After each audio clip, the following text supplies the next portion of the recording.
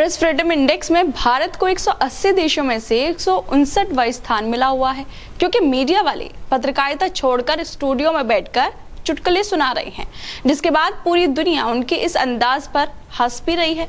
हर कोई गोदी मीडिया का मजाक बना रहा है। मीडिया वालों ने ठान लिया है कि कुछ भी हो जाए लेकिन चाटुकारिता नहीं छोड़नी है, जिसको लेकर लोग सोशल मीडिया पर भी अपनी राय दे रहे हैं। वैसे मीडिया वालों का कोई मजाक बनाए, उन्हें कोई गोदी मीडिया कहे, लेकिन वो लोग सुधरने वाले नहीं हैं। और फिर एक बार ऐसी ही वीडियो सामने आई है, जिसे देखकर सुनकर आप लोग भी हंसने लगेंगे कि क्या हाल हो गया है इन मीडिया वालों का। दरअसल प्रधानमंत्री मोदी चीन को लाल आंखें दिखाते दिखाते नहीं थकते हैं, लेकिन उनके साथ ही मीडिया वाले चीन को लेकर अपना मजाक बनवा रहे हैं। और ये मजाक कोई और नहीं बल्कि सुधीर चौधरी बनवा रहे हैं। हर कोई सोच रहा था कि चलो देर से ही सही, लेकिन सुधीर सुधर तो गए हैं। लेकिन फिर एक बार सुधीर चौधरी ने बता दिया कि वो तारीफें नहीं, अपना मजाक बनवाना ही डिजर्व करते हैं। शायद लोगों ने सुधीर के सुधरने के चर्चे ज्यादा ही कर दिए थे, ये बात उनसे हजम नहीं हुई होगी, इसलिए वो ऐसी पत्रकारिता कर रहे हैं जिसका हर कोई मजाक बना रहा है। असल में नरेंद्र मोदी रूस के कजान शहर में ब्रिक्स समिट 2024 में पहुंचे हैं। यहाँ पर उनकी और चीन के राष्ट्रपति शी जिनपिंग के बीच मुलाकात भी हुई।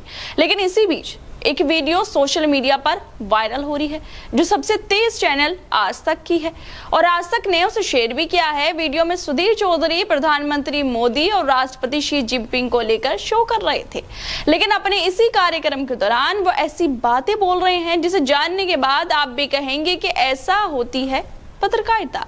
क्या यही पत्रकारिता है? नहीं, बल्कि पत्रकारिता का इन लोगों ने मजाक बना दिया है। वीडियो में सुधीर चौधरी बोल रहे हैं कि आप ये दोनों तस्वीर देखिए, जिसमें एक तरफ नरेंद्र मोदी हैं और दूसरी तरफ शी जिनपिंग। इन तस्वीरों से आप भारत और चीन की मौजूदा स्थिति को समझ सकते हैं।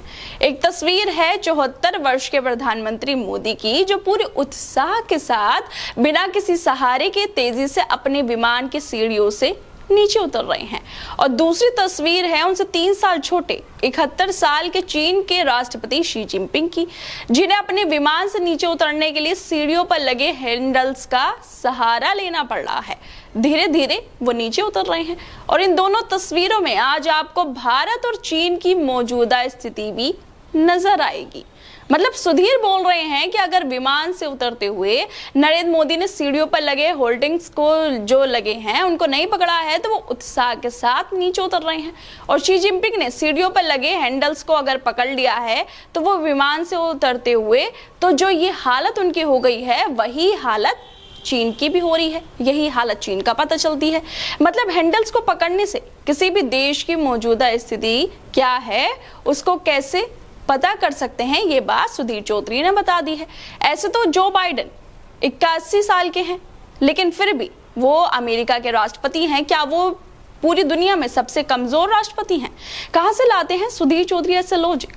कुछ बोल रहे हो तो सोच समझ कर बोलो, ताकि लोग आपका मजाक न बनाए। सुधीर चौधरी की इस पत्रकारिता को लेकर लोग सोशल मीडिया पर लिख रहे हैं कि किसने कहा सुधीर चौधरी सुधर गए हैं? इसे आप पत्रकारिता कहेंगे या चमचागिरी?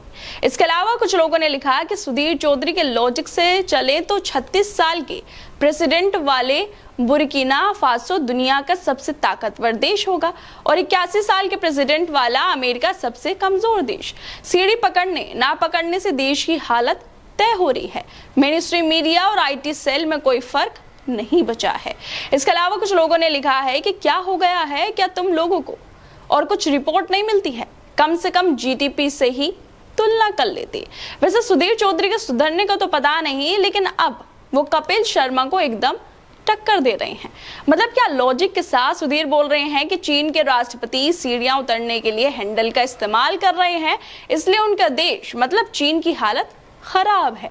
वैसा अच्छा होता अगर सुधीर चौधरी ये सब बातें करने की जगह लोगों को बता देते कि हमारे देश की सीमा का क्या हाल है।